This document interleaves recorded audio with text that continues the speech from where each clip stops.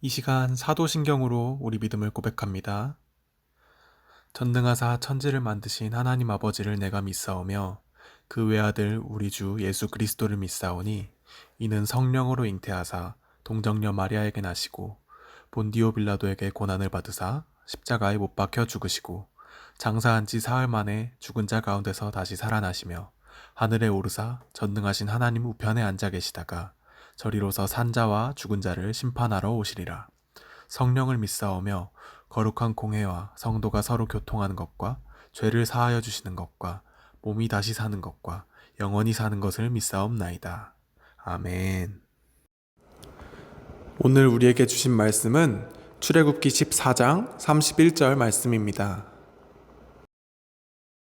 이스라엘이 여호와께서 애굽 사람들에게 행하신 그 큰 능력을 보았으므로 백성이 여호와를 경외하며 여호와와 그의 종 모세를 믿었더라. 아멘. 안녕하세요. 사랑하는 우리 유년부 친구들 반갑습니다. 오늘도 말씀 시간이 돌아왔습니다. 우리 몇 주 동안 계속해서 읽고 있는 성경이 어디죠?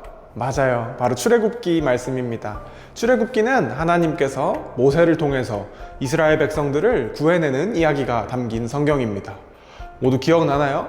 우리 지난주에는 하나님께서 이집트에 10가지 재앙을 내리시는 장면을 살펴봤습니다. 이집트 사람들과 파라오가 살아계신 하나님을 믿지 않고 이스라엘 사람들을 풀어주지 않자 하나님께서는 10가지 재앙을 통해서 하나님께서 살아계신 신이라는 것을 보여주셨습니다. 이 재앙들을 통해서 이집트 사람들이 믿던 이상한 동물 모양 신들은 다 가짜 신, 죽은 신이라는 게 밝혀지고 하나님만이 살아계신 신이라는 게 밝혀졌습니다. 그래서 사람들은 여호와 하나님만이 살아계신 하나님이라는 걸 믿게 됐어요. 자, 오늘 말씀은 이 10가지 재앙 중에 마지막 재앙이 있었던 날부터 시작합니다. 혹시 마지막 재앙이 어떤 거였는지 기억하는 사람? 마지막 재앙이 뭐였냐면 바로 사람이든 동물이든 가리지 않고 처음 태어난 것들은 다 죽는 그런 재앙이었습니다. 하지만 이 재앙은 이집트 사람들에게만 내리고 이스라엘 사람들에게는 이 재앙이 피해갔습니다. 과연 무슨 일이 있었을까요? 우리 영상을 잠깐 보고 올까요? 하나님은 이제 이집트에 마지막 재앙이 내릴 거라고 말씀하셨어요. 사람이든 동물이든 뭐든 처음 태어난 것들은 죽는 재앙이요. 그런데 하나님은 모세에게는 재앙을 피할 방법을 알려주셨습니다. 양을 잡아서 그 피를 문에 바르면 재앙이 피해갈 거라고 말씀하셨어요. 이 말씀대로 행한 이스라엘 사람들에게는 재앙이 내리지 않았어요. 하지만 문에 피를 바르지 않은 이집트 사람들에게는 재앙이 내렸습니다. 다음날 파라오는 모세를 불렀습니다. 그리고 이스라엘 백성들을 데리고 얼른 이집트를 떠나라고 말했어요. 수많은 이스라엘 백성들은 하나님을 찬양하며 이집트를 떠났습니다. 이집트를 떠나 계속 걷던 이스라엘 백성들 앞에 바다가 나타났어요. 이제 이 바다만 건너면 하나님이 약속하신 땅이에요. 그런데 백성들 뒤에서 말들이 뛰는 소리가 나는 게 아니겠어요? 파라오가 이스라엘 백성들을 풀어주겠다는 약속을 어기고 말과 병사들을 데리고 쫓아왔어요. 백성들은 파라오의 병사들에게 꼼짝없이 죽게 됐다고 생각하고 무서워하고 있었어요. 하지만 하나님은 모세에게 다시 말씀하셨습니다. 이 지팡이를 통해 너는 내 기적들을 행하게 될 것이다. 모세가 바다 위로 지팡이를 내밀자 하나님은 바람을 불게 하셔서 바다를 가르시고 그 바다 사이에 길을 만드셨어요. 바닷물은 양 옆으로 갈라져서 벽이 됐어요.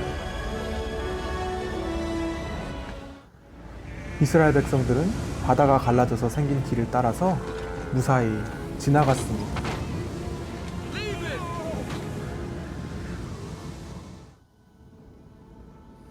바닷물은 벽이 돼서 이스라엘 백성들 옆에 있었습니다. 그런데 이 모습을 본 파라오도 따라왔어요. 파라오는 병사들에게 모세와 이스라엘 사람들을 따라가게 명령했습니다.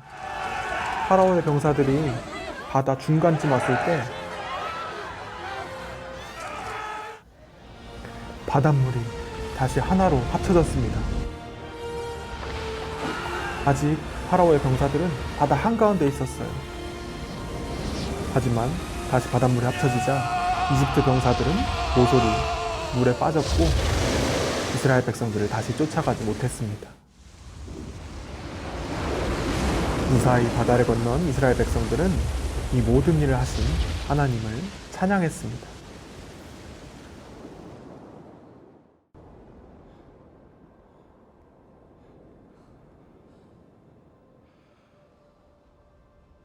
하나님은 놀라운 기적으로 자기 백성인 이스라엘을 구해내신 겁니다.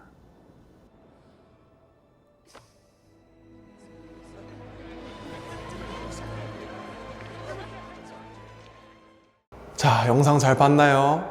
이집트에 마지막 재앙이 내리던 날 이스라엘 사람들은 하나님이 알려주신 대로 해서 재앙을 피할 수 있었어요. 어떤 방법이었죠?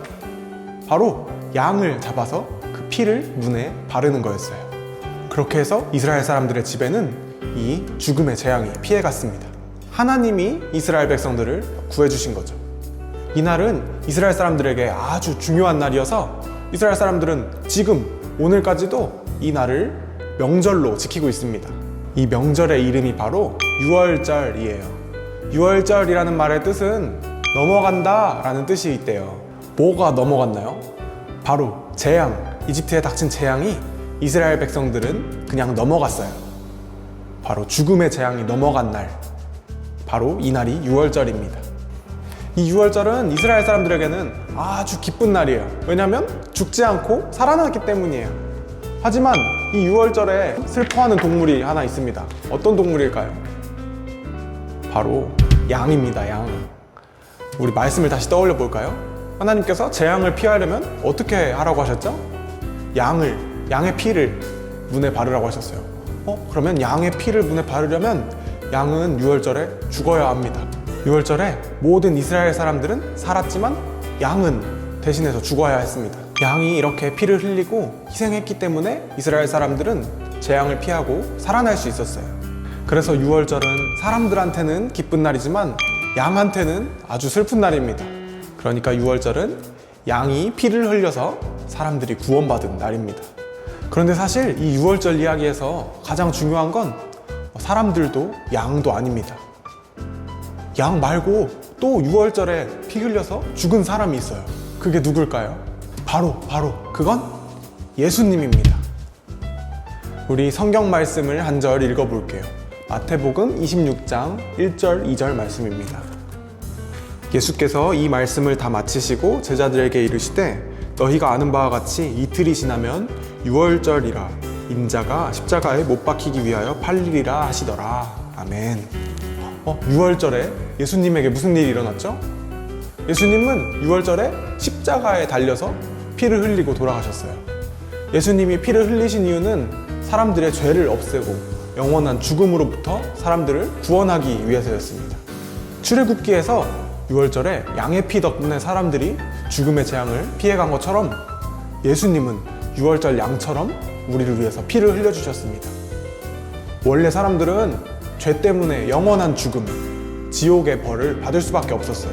그런데 예수님의 피가 발린 사람, 그러니까 예수님을 믿는 사람에게는 이 영원한 죽음이 그냥 넘어갑니다. 마치 유월절에 양의 피를 문에 바른 집은 죽음의 재앙이 넘어간 것처럼요. 그러니까 이 유월절의 진짜 주인공은 모세도 파라오도 양도 이스라엘 백성들도 아니고 바로 우리 예수님이십니다.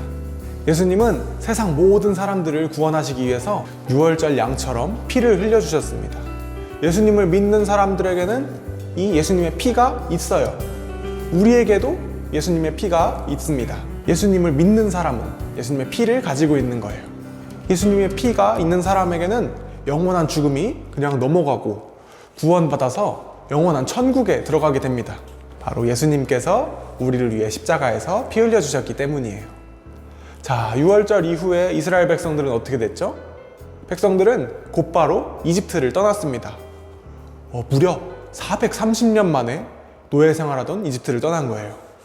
이스라엘 백성들이 처음 이집트에 올 때는 몇 명이었는지 아세요? 70명이었어요. 70명. 처음 이집트에 들어올 때 430년 전에는 한 70명 정도 되는 가족이었는데 이제 이집트를 떠날 때 이스라엘 백성들이 몇 명이었냐면 성경에 이렇게 써 있어요. 전쟁할 수 있는 남자만 60만 명이다. 60명 말고요. 60명이 아니라 60만 명. 그런데 전쟁할 수 있는 젊은 남자만 60만 명이니까 여기에 여자들, 어린이들, 노인들까지 합치면 한 200만 명이나 된대요. 70명 정도 됐던 가족이 200만 명이 되는 민족이 된 거예요. 이렇게 이스라엘 사람들의 숫자가 늘어날 수 있었던 건 하나님께서 이스라엘 백성들을 지켜주시고 그들에게 복을 주셨기 때문이에요. 하나님은 이렇게 자기 백성, 자기 자녀를 돌보시고 지켜주시고 복을 주십니다. 그런데 이런 이스라엘 백성들에게 문제가 또 하나 생겼죠. 이집트를 이제 떠나야 하는데 바다가 앞을 가로막았어요. 어떡해요? 바다는 걸어서 건널 수가 없죠. 하나님을 믿는 백성인데도 이스라엘에게 이런 어려운 일이 닥쳤습니다. 하나님을 믿는 사람한테도 이런 문제들이 가끔 생깁니다. 하나님을 믿는다고 아무런 문제도 아무런 나쁜 일도 일어나지 않는 건 아닙니다. 하나님을 믿는 사람에게도 이런 어려운 문제들이 충분히 일어날 수 있어요. 하지만 하나님을 믿는 사람들의 문제는 하나님께서 해결해 주십니다. 자, 하나님은 이스라엘 백성들이 바다를 만났을 때 어떻게 하셨죠? 하나님은 이 바다를 반으로 갈라버리셨습니다. 바다 사이에 길이 생겼어요. 이스라엘 백성들은 그 길 사이로 바다를 건넜습니다. 이스라엘 사람들은 이렇게 바다를 걸어서 이집트를 완전히 떠났어요. 이 바다를 건널 때 이스라엘 사람들의 신분도 완전히 변한 거예요.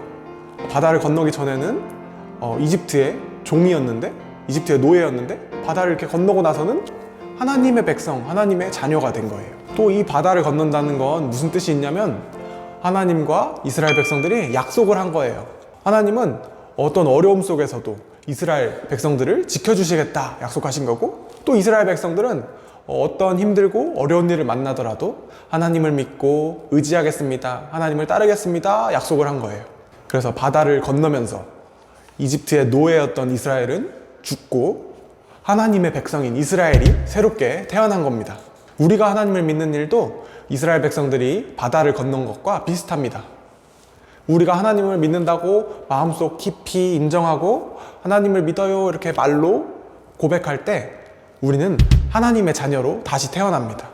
하나님을 믿기 전에는 우리는 죄의 노예였어요. 하지만 하나님을 믿고 나서 우리는 더 이상 죄의 노예가 아니고 하나님의 자녀가 됐습니다. 자, 그럼 이제 오늘 들은 말씀을 정리할게요.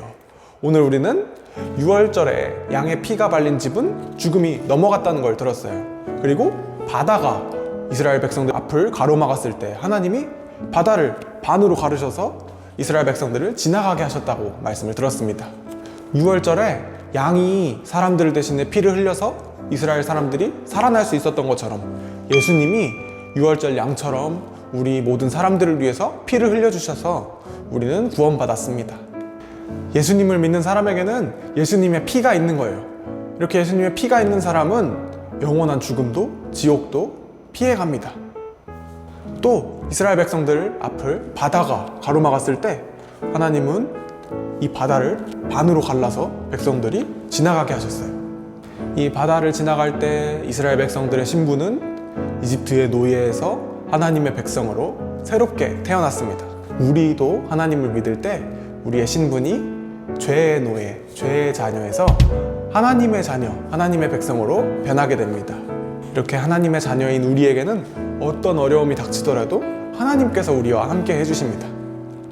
우리 유년부 친구들도 우리를 위해 피 흘려주신 예수님을 믿고 또 어떤 어려움도 하나님 안에서 이겨내는 하나님의 자녀가 되기를 예수님의 이름으로 축복합니다. 오늘 들은 말씀 가지고 전도사님이 기도하겠습니다. 하나님 감사합니다. 오늘 저희는 하나님이 6월절에 이스라엘을 지켜주신 것과 바다를 갈라서 건너게 하신 말씀을 들었습니다.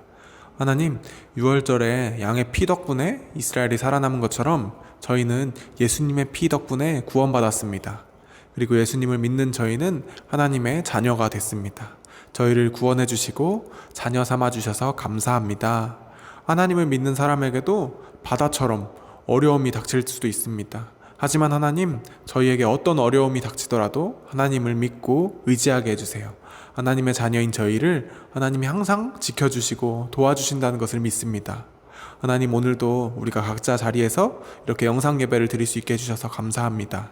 하루빨리 코로나가 잠잠해져서 저희가 다시 모여 예배할 수 있게 해주세요. 이번 주도 하나님께서 함께 해주셔서 저희가 안전하고 건강하게 지냈습니다. 돌아오는 주도 저희와 함께 해주시고 하나님 은혜를 베풀어 주세요. 예수님 이름으로 기도합니다. 아멘. 우리 함께 주기도문으로 기도드리고 예배 마치겠습니다. 하늘에 계신 우리 아버지여, 이름이 거룩히 여김을 받으시오며 나라에 임하옵시며 뜻이 하늘에서 이룬 것 같이 땅에서도 이루어지이다. 오늘날 우리에게 일용할 양식을 주옵시고 우리가 우리에게 죄 지은 자를 사하여 준 것 같이 우리 죄를 사하여 주옵시고 우리를 시험에 들게 하지 마옵시고 다만 악에서 구하옵소서. 대개 나라와 권세와 영광이 아버지께 영원히 있사옵나이다. 아멘. 안녕하세요. 유년부 광고 시간입니다. 우리 이번 주에 날씨가 엄청 쌀쌀해졌죠. 친구들 겨울 같은 날씨인데 옷 따뜻하게 입고 감기 걸리지 않기를 바랄게요. 자, 첫 번째 광고입니다. 중요한 광고예요. 우리 10월 30일에 우리 교회 학교 전체 온라인 수련회가 개혁되어 있습니다. 비록 교회에서 만나서 하는 수련회는 아니지만 우리가 온라인으로 화상으로 얼굴도 보고 함께 예배하고 찬양하는 시간입니다. 우리 친구들 기도로 잘 준비해 주세요. 자세한 내용이나 일정은 전도사님이 다시 광고하겠습니다. 자, 두 번째 광고입니다. 우리가 11월부터는 아마 현장에 다시 모여서 교회에서 예배 드릴 수 있을 것 같아요. 우리가 교회에 못 온 사이에 우리 예배당 공사를 해서 우리 예배하는 장소가 아주 예쁘게 변했습니다.